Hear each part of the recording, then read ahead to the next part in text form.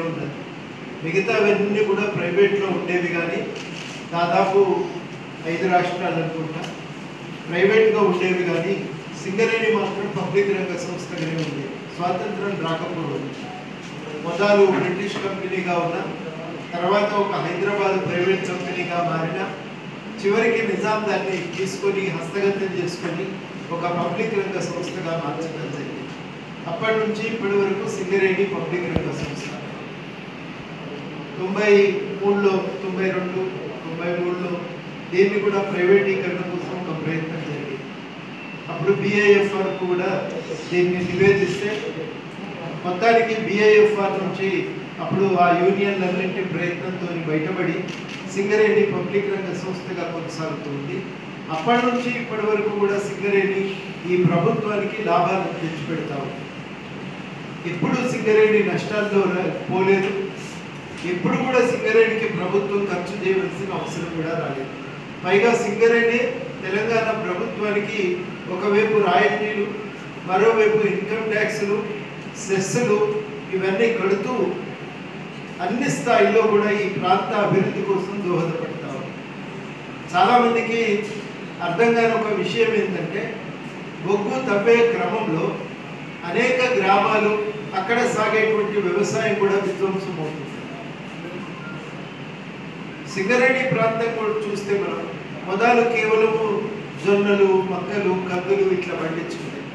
కానీ రాను గోదావరి నుంచి నీళ్లు తీసుకొని చాలా మంచి వ్యవసాయం చేయడం ప్రారంభించారు. ఆ వ్యవసాయం నుంచి ఆదాయాన్ని పొందడం కూడా ప్రారంభించారు. అప్పటి నుంచి సింగరేణితో ఒక ఘర్షణ, అదొక పబ్లిక్ రంగ సంస్థగా ఉన్నది కాబట్టి ఈ సమస్యకు ఓ పరిష్కారం వెతుక్కోవడానికి సాధ్యమైంది. ప్రభుత్వం జోక్యం చేసుకొని పరిష్కరించడానికి వెసులుబాటు కుదిరింది. కానీ ఒకవేళ అది ప్రైవేటైజ్ కనుక అయితే ఈ సమస్యను పరిష్కరించడం అనేది చాలా కష్టమవుతుంది. ఒక పర్యావరణ విధ్వంసం జరుగుతుంది. వనరులు కూడా అది పబ్లిక్ రంగ సంస్థ ప్రజలకు సంబంధించిన ప్రకృతి ఇచ్చినటువంటి వనరులు అవి ప్రైవేట్ పరమైపోతుంది. రెండోది చాలా కీలకమైందంటే, సింగరేణి పబ్లిక్ రంగంగా ఉండి లాభాలుగా నడిచేటువంటి క్రమంలో మొత్తం ఉత్తర తెలంగాణలో ఒక సామాజిక మార్పుకు దోహదపడింది. అప్పుడు 1970లో మోహన కుమార్ మంగళం అంటాడు, గవర్నమెంటే అన్ని చేయాలంటే గవర్నమెంటే అన్ని చేయాలి, ఎందుకంటే గవర్నమెంట్ చేస్తేనే అభివృద్ధి సాధ్యమవుతుంది. కార్లు చేస్తాం, బొగ్గు తవ్వుతాము, అన్ని స్టీలు ఉత్పత్తి చేస్తాం, అట్లయితేనే సమాజంలో ఒక ప్రగతి సాధ్యమని అంటాడు. సరిగ్గా అదే సింగరేణి విషయంలో మనకు ఒక ఉదాహరణ కనపడతా ఉంటుంది. సింగరేణి వ్యాఖ్య చాలా వరకు ఆ సింగరేణిలో వచ్చినటువంటి ఆదాయం, ఆ ఆదాయంతో తీసుకెళ్లి గ్రామాల్లో వాళ్ళు పెట్టుబడులు పెట్టారు.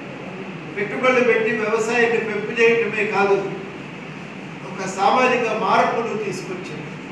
ఒక కొత్త తరం చదువుకున్న యువకులు ఇవాళ ఎదిగి సింగరేణి కాలనీస్ నుంచి దేశవ్యాప్తంగా, ప్రపంచవ్యాప్తంగా కూడా అనేక చోట్ల వాళ్ళు కీలకమైనటువంటి పదవుల్లో ఉండి ఇవాళ పనిచేస్తున్నారు. నిజంగా ఇది సాధ్యమైందంటే కేవలం అది పబ్లిక్ రంగ సంస్థగా ఉండటం వల్లనే సాధ్యమైంది.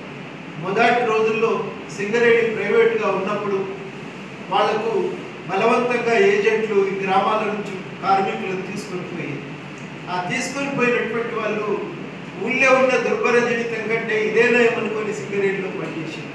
కానీ రాను అది పబ్లిక్ రంగ సంస్థగా మారిన తర్వాత సేఫ్టీ కొంత పెరిగింది, జీతాలు బాగుపడ్డాయి. రెండింటి వల్ల ఒక కార్మికుడు కొంత సుఖంగా బతకడానికి, ఉన్నంతలో కొంత సంక్షేమం పెంపొందించుకోవడానికి అవకాశం కలిగింది. ఆ క్రమంలోనే చాలామంది పిల్లలు మంచి చదివించుకోగలిగారు, కుటుంబాలు బాగుపడ్డాయి.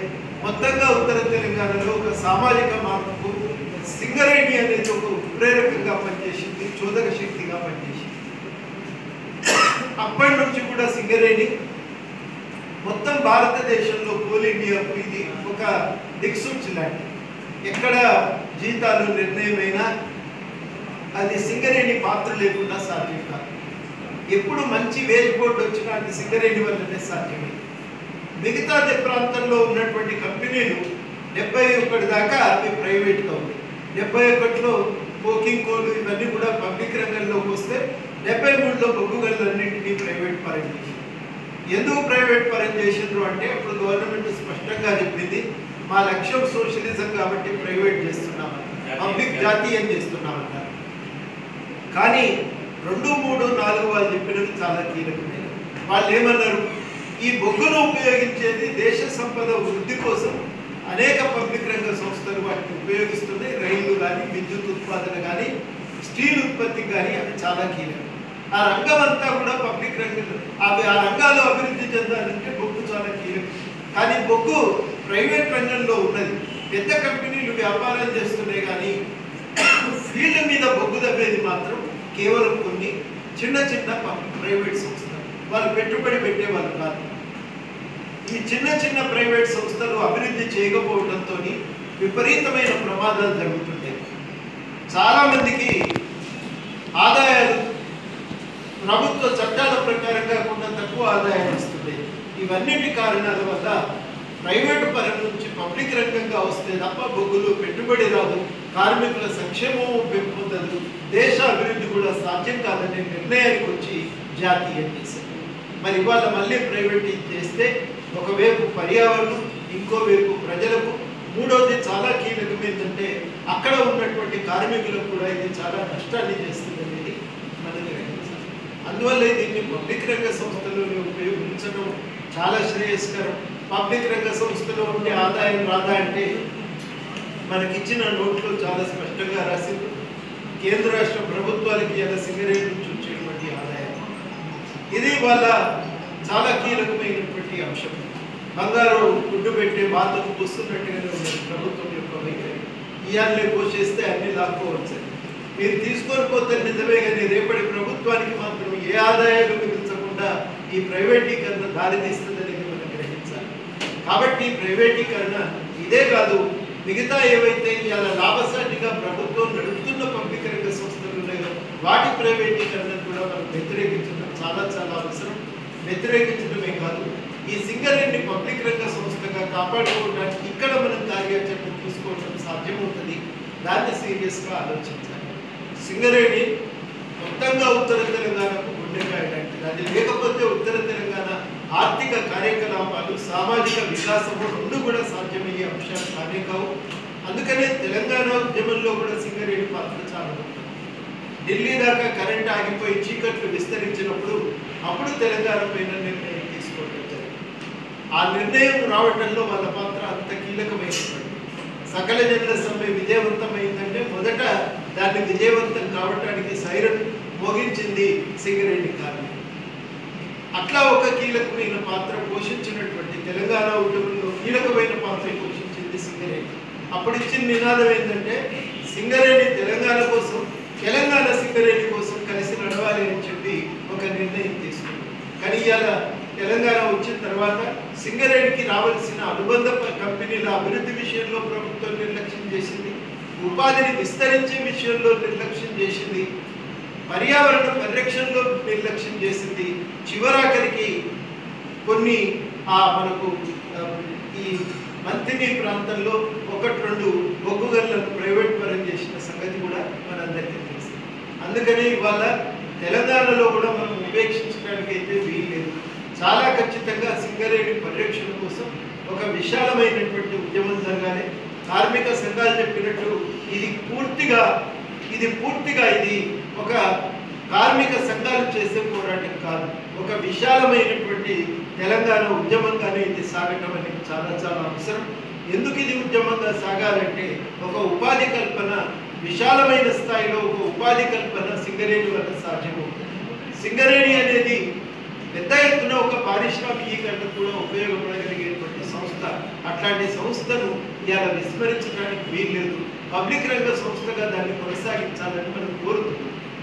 ఇంత మామూలుగా ఇంత పెద్ద కథ కాకుండా 2 మాటల్లో చెప్పాలంటే బొగ్గు ఎవరు ఇచ్చింది కాదు, ఎవరు పుట్టించింది కాదు, ఎవరు తయారు చేసింది కాదు. అది సహజ సిద్ధంగా దొరికినటువంటి సంపద. ఆ సహజ సిద్ధంగా దొరికేటువంటి సంపదను బయటికి తెచ్చేది కార్మికులు, లాభపడేది గవర్నమెంట్. అందువల్ల లాభం అంటూ జరిగితే ప్రభుత్వానికే జరగాలి తప్ప అది ఇంకో ప్రైవేట్ వ్యక్తులకు జరగడానికి వీల్లేదనేది మనందరం కూడా ఒక నిర్ణయానికి రావాలి. ఇది నీ సొమ్ము కాదు, నా సొమ్ము కాదు, అందరి ప్రజల సొమ్ము. ప్రజల సొమ్ము ప్రజలకే దక్కాలి. వెనకాలే తప్ప ఒకటి రెండు కంపెనీలు తిరిగిపోతామంటే మనం అంగీకరించడానికి వీల్లేదు. మీ అందరికీ తెలుసు, ఓపెన్ క్యాస్ట్ ఓవర్ బర్డెన్ తొలగించే పని ప్రైవేట్ కాంట్రాక్టర్లకు ఇచ్చినాక సింగరేణి ప్రాంత రాజకీయాలు ఎట్లా మారినాయి కూడా మీకు తెలుసు. యూనియన్ల చేతుల్లో నుంచి రాజకీయ ప్రభావం అనేటువంటిది కాంట్రాక్టర్ల చేతుల్లోకి వెళ్ళిన సంగతి కూడా అందరికీ తెలుసు. నిజంగా ఇవాళ సింగరేణి పట్ల గవర్నమెంట్ స్టాండ్ ఎట్లా నిర్ణయం అవుతుందంటే, ఎంతమందికి తమ వాళ్ళ కాంట్రాక్టర్లు ఇచ్చుకోవాలనేటువంటి విషయం మీదనే ప్రభుత్వం ఆలోచిస్తుంది తప్ప కార్మికుల సంక్షేమం అనేది ఇలా ప్రధానమైనటువంటి లక్ష్యంగా ఉండట్లేదు. ఒక్క చిన్న పని ప్రైవేటీకరణ చేస్తేనే గంట నష్టం జరిగితే, మొత్తంగా సింగరేణి ప్రైవేటీకరణ చేస్తే ఇక ఆ ప్రాంత ప్రజలకి రాజకీయ ప్రాతినిధ్యం మిగులుతుందా అనేది మీరు సీరియస్గా ఆలోచించారు. ఇది చాలా పెద్ద ఒక ప్రమాదకరం. తెలంగాణ కొట్లాడిందే ఇక్కడి ప్రజలకు. మన తెలంగాణలో ఊకనుకునేది, మన ఇంట్లో మనం ఉంటే మనకుంటే అని చెప్పి ఊకనుకునేది. మన ఇంట్లో మనం ఉండే పరిస్థితి లేదు, మనకు మిగిలే పరిస్థితి లేనప్పుడు ఇవాళ గట్టిగా నిలబడి మాట్లాడటం అనేది చాలా చాలా అవసరం. ఎన్నికలు కూడా సింగరేణిలో దూరంగా లేవు. ఎంత 5-6 నెలలు ఓవర్ డ్యూ ఇప్పటికే కావాల్సి ఉంది. కాబట్టి ఇది సరి అయిన సందర్భం. ఒక స్పష్టమైన ప్రకటన సింగరేణి మీద రావాల్సిందే. ఇప్పుడు ఉద్యోగులను తగ్గించడమని చెప్తారు కానీ, అందువల్లనే లాభమైందని చెప్తారు కానీ, ఓవర్ బర్డెన్ తొలగించే ప్రైవేట్ కాంట్రాక్టర్ల కింద పనిచేసే వాళ్ళు లెక్క కడితే పాత ఎంతమంది ఉన్నారో ఇప్పుడు కూడా ఎంతమంది కార్మికులు ఉన్నారు. కాకపోతే కొంతమంది 20-25 వేలకి పనిచేసేటువంటి వాళ్ళు ఉంటే, మిగిలిన వాళ్ళకి కొంచెం మెరుగైన జీతాలు పొందడానికి, కొంత స్వతంత్రంగా బతికడానికి అవకాశం ఉన్నటువంటి కార్మికులు. ఈ మార్పు మనం గమనించాలి.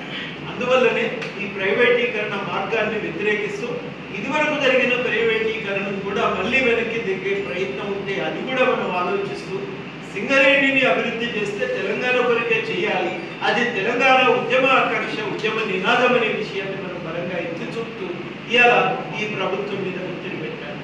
ఇప్పుడు ఈ సమయంలోనే ఒక ప్రకటన సాధించుకోవాలి. మాకు కూడా పైసలు లేవు, మేము బొగ్గు నమ్ముతామని మరి గవర్నమెంట్ దిగితే, ఉన్న బ్లాకులు పోతే, వారు చెప్పింది చాలా వాస్తవం. కొత్త బ్లాకులు లేకపోతే కంపెనీ విస్తరణ ఆగిపోతుంది, ఎదుగుదల కూడా ఆగిపోతుంది. అందుకని మరి గవర్నమెంట్ మీద మనం ఒత్తిడి పెట్టి, కేసీఆర్ ప్రభుత్వం మీద ఒత్తిడి పెట్టి మనం ఈ లక్ష్యాన్ని సాధించుకోవడానికి అందరం కూడా సంఘటితంగా కదలాలి. యూనియన్లు చేసే పోరాటాలు యూనియన్లు చేస్తుండగా హైదరాబాద్లో మనం నిరసన తెలిపితే తప్ప కింద ఉండేటువంటి పోరాటాలకు బలం దొరకదు. అది చాలా కీలకం. దానికి తోడు సంఘీభావ ఉద్యమాన్ని కూడా పెంపొందించడానికి ప్రయత్నం జరగాలి. మేమంతా కూడా ఒక కాలంలో జయశంకర్ గారి నేతృత్వంలో సేవ్ సింగరేణి అని ఒక కమిటీ వేసుకొని, ఆ సేవ్ సింగరేణి అవసరం వివరించడానికి ఒక పుస్తకం వచ్చేసి విస్తృతమైనటువంటి ప్రచారం కూడా చేయడం జరిగింది. ఇప్పుడు మళ్ళీ అటువంటి ఒక ప్రయత్నం కూడా అవసరమని నేను భావిస్తూ, అదే మార్గంలో మళ్ళీ సేవ్ సింగరేణి అని చెప్పి అనేక ప్రజా సంఘాలను, విద్యార్థి సంఘాలను, మహిళా సంఘాలను, రైతు సంఘాలను అందరినీ కలిపి సింగరేణి చుట్టుపక్కల ఉన్న అన్ని జిల్లాల్లో కూడా ఒక విస్తృతమైన ప్రచార యాత్ర నిర్వహించాలని చెప్పి నేను కోరుతా ఉన్నా. వీటన్నింటిలో కూడా భాగస్వామ్యం తీసుకోవడానికి, చాలా క్రియాశీలకంగా దాంట్లో ఒక పాత్ర పోషించడానికి మేము కూడా సిద్ధమే అని చెప్పి ఈ సందర్భంగా ప్రకటిస్తూ, ఈ కార్యాచరణను మనం ఎంత వేగం పెంచగలిగితే మనకంత లాభం. దీని విషయంలో తాత్సర్యం పనికిరాదు, ఇంకొక కార్యక్రమం అనుకోవడానికి కాదు.